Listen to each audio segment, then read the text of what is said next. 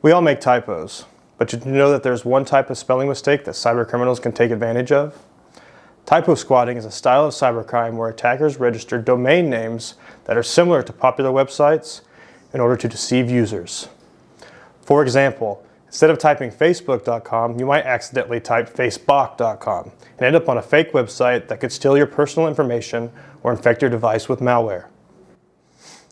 Typosquatting can also be used for phishing scams, where attackers create fake login pages for popular websites and deceive users into giving up their login credentials.